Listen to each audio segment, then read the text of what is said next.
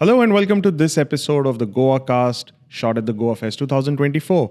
We're very happy to be joined by Professor Falguni Vasavada, who's a professor of marketing at MICA, and she's a content creator as well.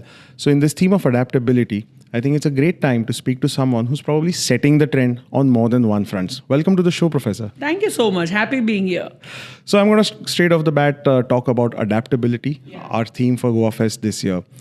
How do you think that's being adapted at various teaching institutions where you're leading the race, I believe? Yeah. So as I have told you earlier, I teach at MICA and I have been with MICA since now 20 years. So over the years, I have seen the word adaptability, being implemented in our not only curriculum, but also pedagogy, because the generation of students coming to the institute are also changing, right? Now, today we are talking to Gen Z, and curriculum wise, on an every year basis, we relook at our curriculum from variety of lenses. So it's not only us who give feedback for the curriculum adaptability, but also we take a lot of feedback from the industry. So we go back to the board and talk to marketers, advertising agencies, media agencies, digital marketing companies, social media agencies, and our own alumni who shine in the industry also, we bring them in. So there's a lot of uphaul that happens of the curriculum on an annual basis.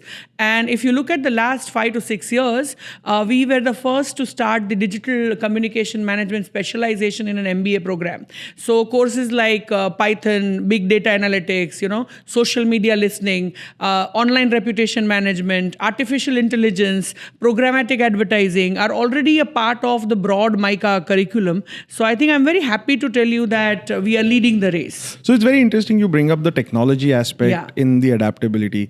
It's not that marketing never had a very metric run background to it. The metrics were different. But today, is it a situation where metrics come before creativity, or is that also a part of adapting? I think it's a part of the overall strategy. Nothing can function in isolation. So creativity cannot function in isolation, neither strategy can function, neither your matrix can function.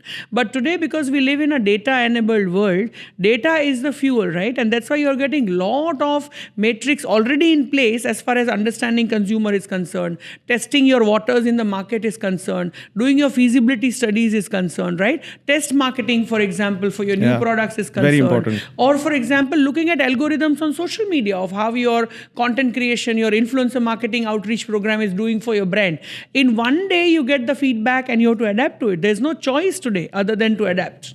And, another question with regards adaptability, how is the earlier batch of students, maybe someone who's been in the workplace or active for the last 10 or 15 years, how fast are they adapting to this changing trend on three fronts? One is technology. Second is the way technology and content is being consumed.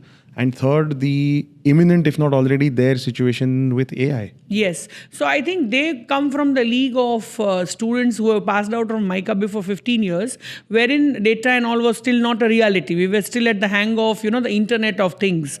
And they are in the industry now since 15 years. So they have all the more pressure to adapt, in fact, more than our curriculum also, because they are burning their hands in the fire right now, right? So I think the adaptability is very, very fast. They do it through either on-the-go learning on the job, understanding that there's no escaping away from data and analytics, also doing a lot of online courses which are being offered by, let us say, a MICA or MOOCs, massive open online courses offered by Harvard or a Wharton, which will upscale you, So the upscaling bit is what they are going through in order to adapt themselves to the newer times of technology and data.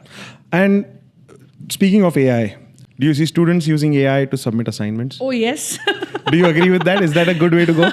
So rather than, what should I say, when social media came, everybody from the non-social media generation was criticizing it, right? When mobile phones came, everybody from the non-mobile phones is criticizing the generation using it. So as a professor, I would not love to criticize my students who use AI, but rather see how I can productively make that use. Use it responsibly. Say, for example, responsibility, sourcing it correctly, prompt engineering, right? So if you're using ChatGPT, it's very important to understand how you give the prompts. So do your LinkedIn learning courses on prompt engineering. So rather than seeing it as something which is a damage done to the field, I will see it as a potent tool which you can use it.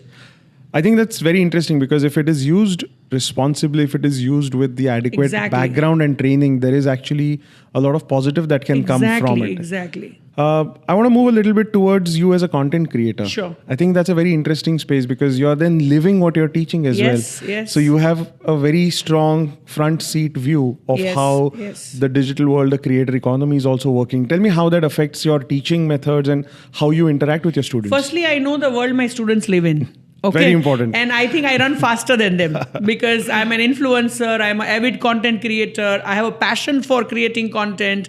I am at a 230K organic, follower reach on Instagram. Reach is much more. That is my followers. Right. So I'm hyperactive on Twitter, Instagram, LinkedIn, Facebook, everywhere. Amazing. So firstly, I know their world because they live, breathe, eat social media, right? Right now, the Gen Z. So they will never be able to fool me around that world because I know it.